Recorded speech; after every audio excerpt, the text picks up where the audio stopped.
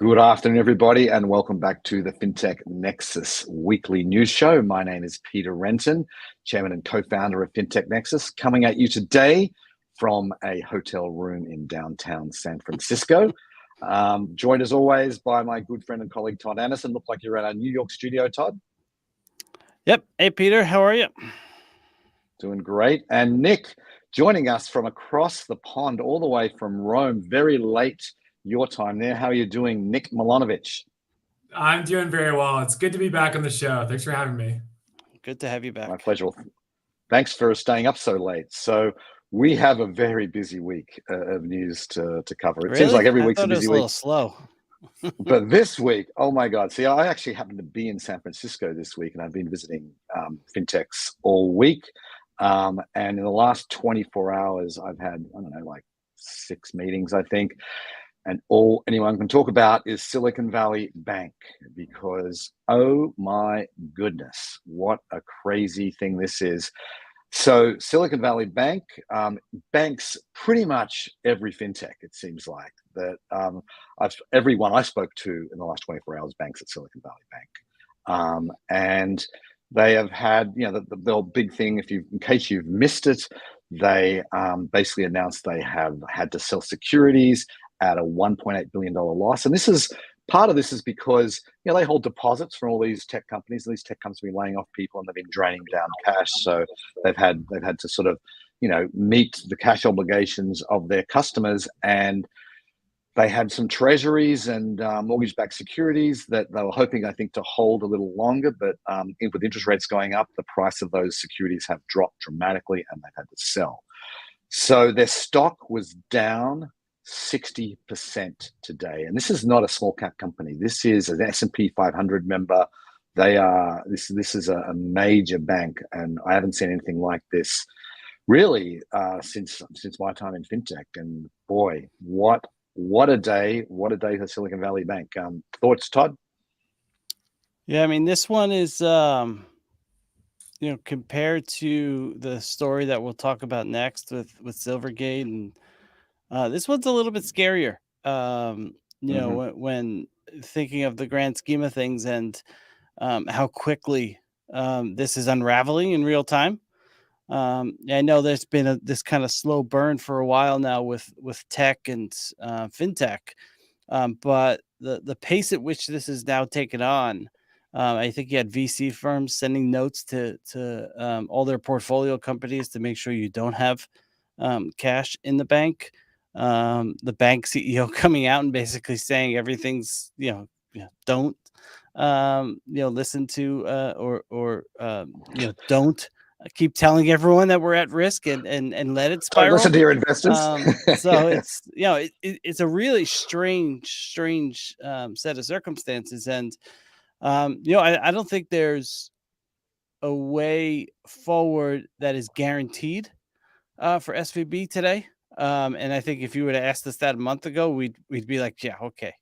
But it's a really, really tricky situation right now. Yeah, there's really no good way as a banker to say don't panic. There's just no way you can deliver that. Right. Sure, Richard Fold kept saying that too. Yeah, exactly. It does have some shades of 2008 runs, but what's wild to me is that this and Silvergate are not due to overbanking, one industry that ends up, killing the bank itself. It's a very boring and generic banking problem that both of these banks are dealing with, and it's just an asset liability maturity mismatch. You have a very concentrated set of customers in one industry who are all drawing down on deposits at the same time, and you have these hold to maturity securities that you're supposed to not have to sell off for 10 years. And now all of a sudden you have to mark them to market in order to sell them off to shore up your deposit base. And that just creates this spiral. But it's a very, very boring banking problem at the end of the day, being able to hedge against having this kind of asset liability mismatch. And I'm just amazed that neither of these banks, really plan for this rising rate environment or plan for a deposit drawdown with a super concentrated customer portfolio. That said, this is, I'm learning about this on the go as well. And, this is a new and evolving situation. And so what I'm most curious about is how many other banks fit the profile? Is SVB just the first one that's actually acting on this and rebalancing their portfolio? And are there other, small cap, mid cap, and regional banks who are in similar situations, but we just haven't heard about it yet? At the end of the day, I think SVB is going to be fine. I think that their depositors are going to get 100% of their assets out if they choose to withdraw. But the equity is going to take a huge hit. And my guess is fine might just mean that another bank scoops up SVB's assets and strategic position within Silicon Valley on the cheap, which is a great asset to get if you're looking to be able to bank Silicon Valley when there is a resurgence in tech. Few better ways to do it than by buying SVB. Right, and that could actually end up being the case. But banks across the board. Your point, Nick, is a really interesting one because we don't know. This is not a technology problem. This is a financial management problem, a treasury problem. It's a risk problem. Yeah, it's a risk problem, exactly. And we don't know. Silicon Valley Bank, we would have thought these guys are experienced. They've been around for decades. They know how to manage risk, and that is something that we have. Every bank has to manage that, and it is basically a problem that we could find. There's lots of banks in a similar situation now, and the thing about it is that this is a consumer bank. Consumers are every depositor is insured up to $250,000. The trouble is, some of the fintechs I spoke with in the last 24 hours said they got 10 million in Silicon Valley Bank, and that is only insured up to $250,000. So that is the problem. And if it was a consumer bank, it probably wouldn't be as challenging for them. But when you don't know, like even if the worst case happens and they have to go through a distressed sale, and you might not be able to get at your money instantly. And so I see that cash runway is paramount to anything right now for startups. Right. And if you can't have access to cash, it's it puts a lot of other companies, at risk. Yeah. Anyway, we're going to move on to our second story, which is not unrelated to our first story. And this was going to be our big story of the week until Silicon Valley Bank blew up all of the news. Silvergate is actually shutting down. Silvergate Bank, which was our lead story last week. And this week we found that they just basically said, we are going to unwind our banking operation. All deposits will be fully repaid. They've made a bet on the crypto sector, a pretty narrow sector, and they had a lot of this all happened last week for them, where a lot of their crypto customers were withdrawing money, and they shut down their payments network that they had within the crypto industry. And again, they had the same problems. Treasuries and mortgage-backed securities had to be sold at steep losses. Same thing that happened at SVB, but Silvergate, everyone's saying, well, Silvergate, it's all because of crypto. And it's not unrelated to crypto, but it was, again, a treasury management problem. And that's Silvergate are probably going to be, there's going to be, someone was saying today in a meeting I had that it's going to be like cannabis in the early days of cannabis. No one's going to bank crypto. That's what's going to happen. Yeah, we talked a little bit about this last week in terms of, had the regulators embraced crypto, you probably wouldn't have had it concentrated in a handful of banks. It would have been spread out. Yeah.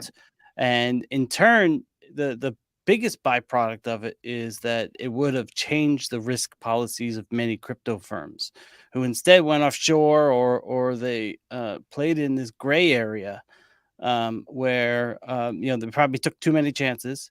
And it goes back to simple, as you put it, Nick, a boring banking problem of risk, and not understanding that risk and the potential of what circumstances might be coming down the road.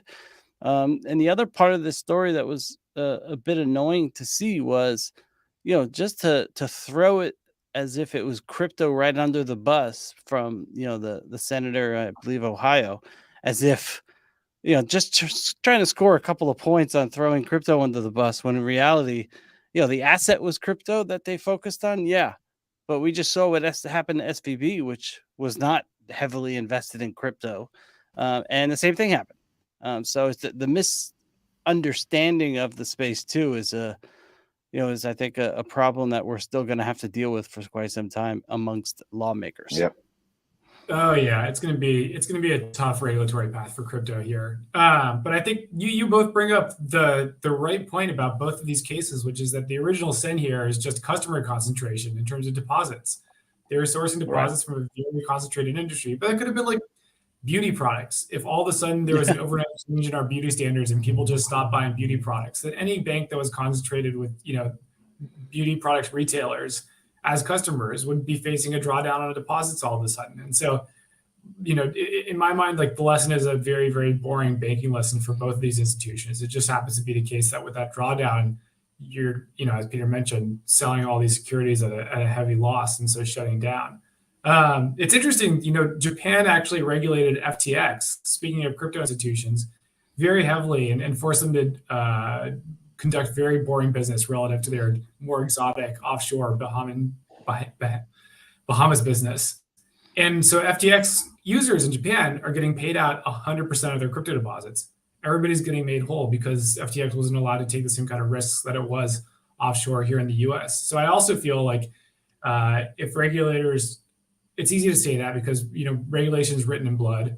So you kind of have to see the blowups in order for there to be regulations. Yeah. But if regulators have been more proactive at putting together a crypto regime, then we may not be seeing a lot of the fallout that we are seeing now with things like Silvergate. Yeah. Good point, Nick. Very good point. Well, let's move on talking about banks dealing with the government. We have SoFi in the news this week. And so SoFi have decided they don't like the student loan, repayment moratorium anymore. And so they have sued the federal government, basically saying that the latest extension is invalid. There's been 8 extensions on the student loan repayment moratorium. And they've said the latest one is not legal and it should be removed. And of course, the Education Department begs to differ. The Biden administration begs to differ, but this is going to play out in court now. I mean, it's probably a relatively somewhat of a good PR win for SoFi to fight, I guess, against the government. I don't know. It's we're in a really interesting spot in student loan debt right now. Because you have some of the forgiveness, but then you have people who've already paid off things and other people getting forgiven. So it's like this weird dynamic of where student loan debt sits. And, I don't think there is a real perfect scenario for the space. I think there's, better things they can do on the front end so people understand the risks. But ultimately, you need to finance education. And, if you want a good education, it's going to cost more. And unfortunately, people do get in debt spirals. And I think there's, like I said, some things that we can do to clear up the transparency. But, financing education is not going away. Yeah, this is a little bit of a surprising PR move on my part. Or to me, I'm surprised that they were so public about this. I would have been very quiet about this litigation if I were them.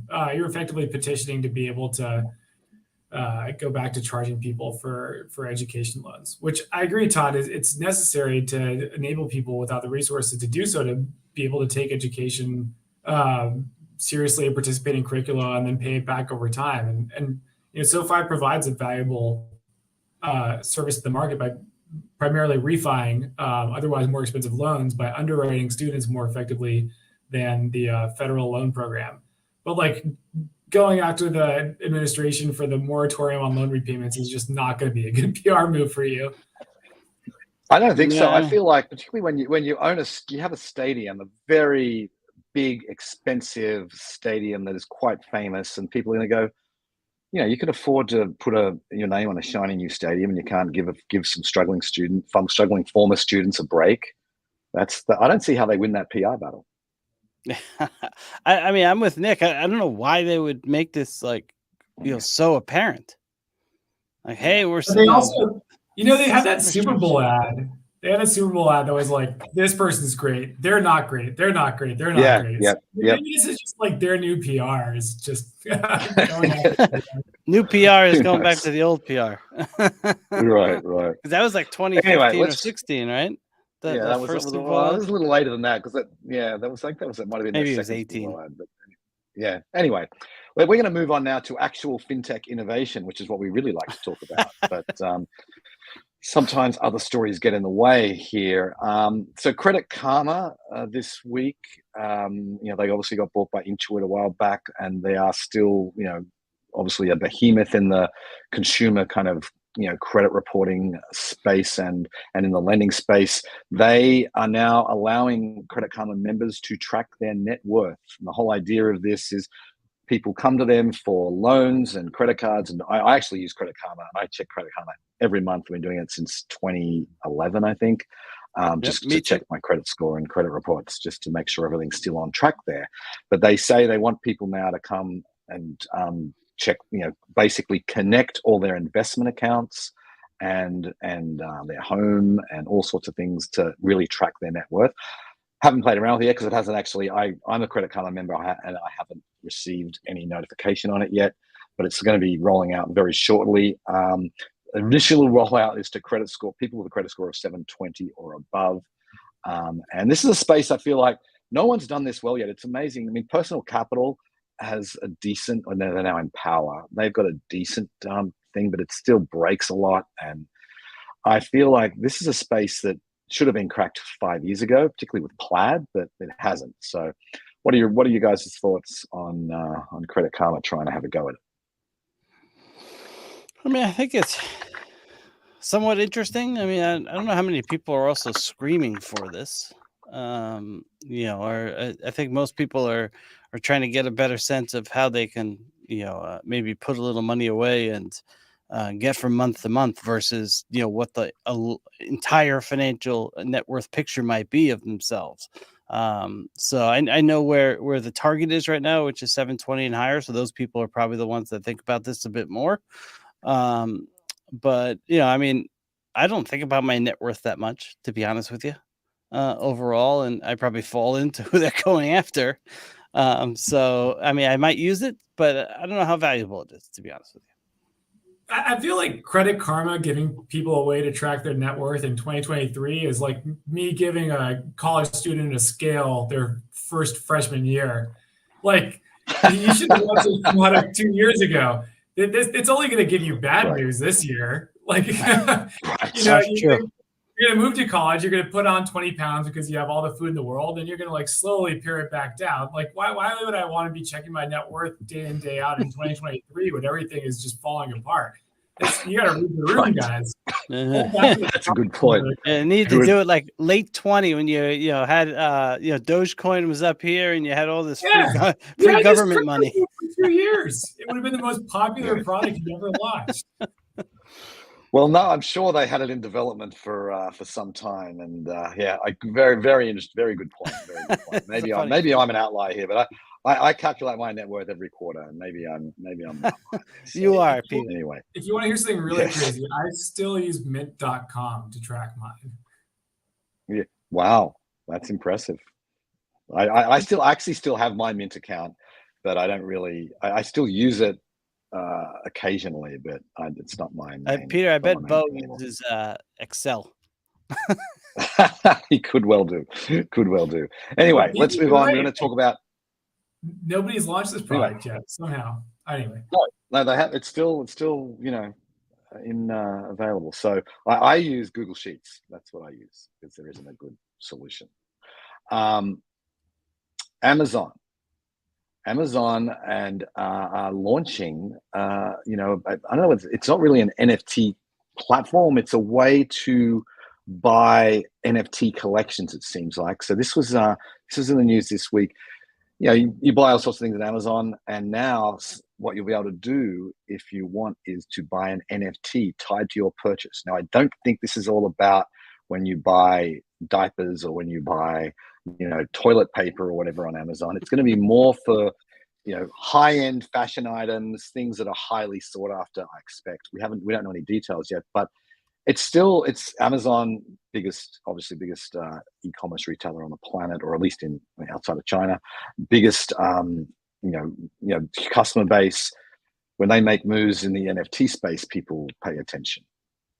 I mean, I think this all has to do with, at least in my mind, which is a play on like rewards and stuff, which is, I mean, really, why do you get Prime? Because you get X amount off, or you get free delivery. I mean, and it's expedient, it's fast, it's always good, the experience, and this, I think, will only incentivize that, and so it's keeping Amazon people in the Amazon circle, and then you'll probably get X amount of rewards towards your next itemized purchase, and so on. So I think it's a play on the rewards. I think NFT will be big in the reward space. I think a lot of people are trying to figure that out right now, and rewards are, I think, set for a fair amount of innovation in the next few years. Yeah, agreed.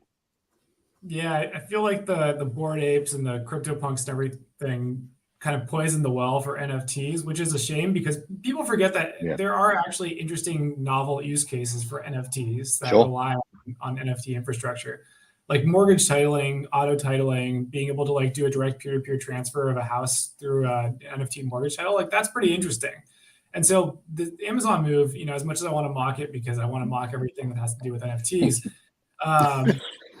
there are people who have a concerted belief that the next step in retail is to take customers and turn them into members. And so the idea of issuing an NFT to a customer anytime they make a purchase as kind of a token of membership, and then having people who have like different gradations of membership, the way that you would with like an airline between like gold and platinum, is kind of interesting. Like, it gives you more data on the customer you can track. It makes customers feel more affinity and attachment to the brand. Maybe it inspires behavior. It could be interesting.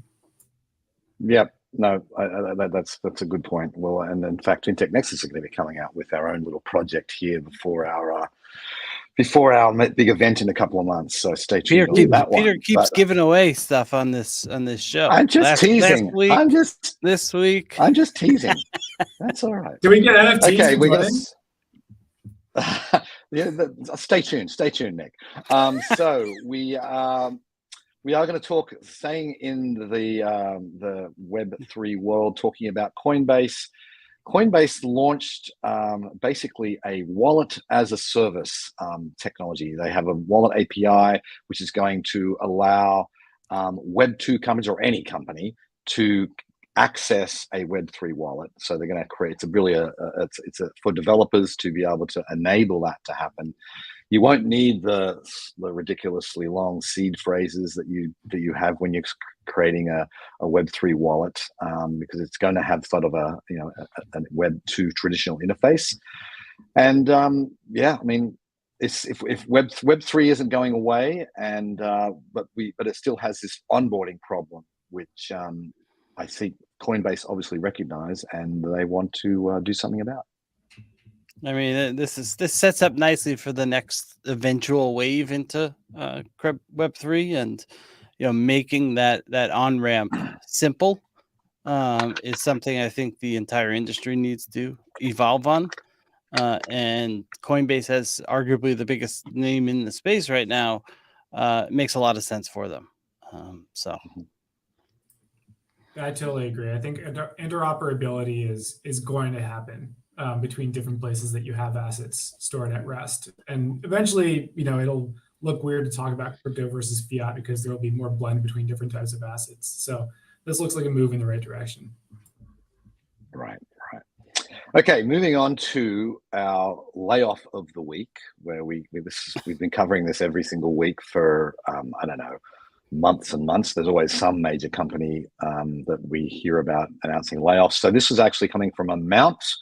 You remember Amount is sort of the banking as a service company, spun out of Avant a couple of years ago. They laid off 130 people in January. And I just saw the news this week. I don't know if this is if they've kept it quiet this long. But second round of layoffs for them, 25% of the workforce gone. They amounts had been doing pretty well. They've got supposedly 24 bank partnerships when they talked on our keynote stage with Barclays when they launched that partnership, and they are, they've been a pretty successful company in the banking as a service space, but obviously not immune to the malaise that we are all experiencing. Yep, I don't know much commentary there. It's continues to kind of creep around fintech. Just when you think it might be slowing down, there's usually another announcement or two. Yeah, I'm looking forward to an episode where we're not covering layoffs anymore, but sign of the times. Yep. Exactly. So we are going to talk about the opposite of layoffs, the fundraising, which there's always some fundraising. Usually they're pretty small. There's a couple I want to highlight today. Candidly, remember it used to be called Future Fuel. Laurel Taylor, co-founder and CEO, and they raised a $20.5 million Series B, which I think wouldn't have made the news a year and a half ago, but is noteworthy today. They had a great year last year, 10x revenue growth. And then we have Syncterra, who has raised $15 million. This is not a Series A, they had a Series A like 18 months ago.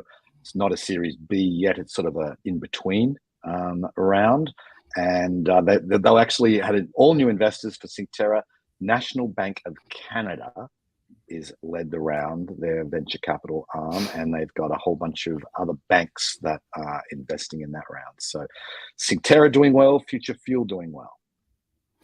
Yeah, the Syncterra one is not as surprising considering the business that they're in and the momentum they seem to have. The Candidly one was when I saw it a little more surprising given the space they're in and the student debt relief. And so I think that's a testament to how good they're doing in that space. So, congrats to both teams.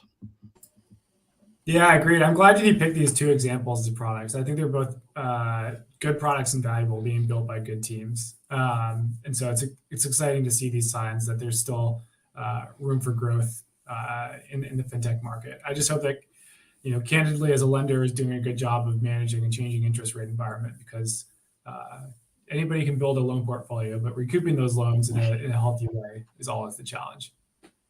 Yes, we know that. Okay, so we're going to close with, we're going down to Brazil for our last story. And this is something that happened. It was actually late last week after we recorded the show. Brazil's central bank has given the green light to WhatsApp, obviously owned by Meta, to do payments through WhatsApp. So you've got, WhatsApp, we don't really use it a whole lot in this country, but in Latin America, it is a business tool that people use to communicate with, and it's a massively popular. Every single person uses it, and so now people will be able to stay in WhatsApp and be able to do payments. It'll be potentially a competitor to Pix. Pix is obviously very well established already, and there's no actual date set yet for launch, but Mark Zuckerberg put a message out about it saying how delighted he was, and I think this is going to be really interesting to see how this develops. Yeah, especially with the adoption of Pix, I'd be curious how much this takes off. But I mean, everyone in Latin America uses WhatsApp. And we were just talking about WhatsApp before we came onto the show. So I'm curious to see how this goes for them.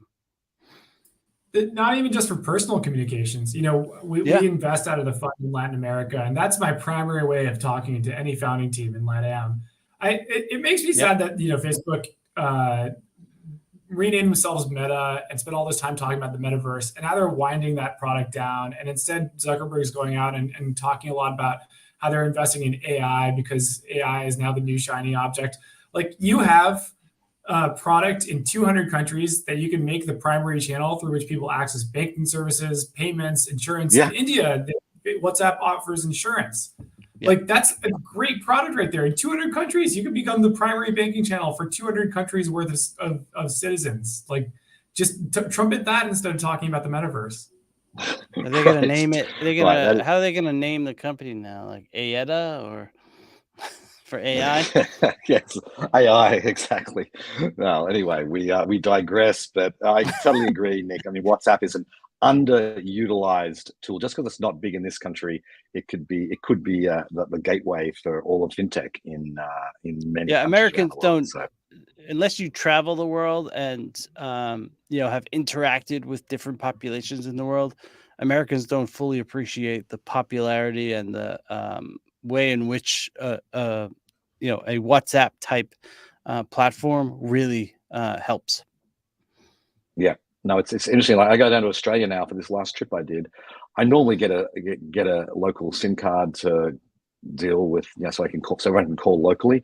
Now everyone just says, "I'll just call you through WhatsApp. Let's call you through WhatsApp," and that's everyone uses WhatsApp down under as well. So anyway, we're over time here on our show, so need to wrap it up. Nick, thank you very much for staying up late. Really appreciate it. Todd, thank you as always. And thank you to the viewers and listeners. Really appreciate your time. And before we sign off, quick plug. Fintech Nexus USA happening in New York City, May 10th and 11th. Nick will be there, I'll be there, Todd will be there, and thousands of other people will be there. So go buy your ticket now. With that, we'll be back same time next week. Have a great weekend, everybody. See ya. See ya.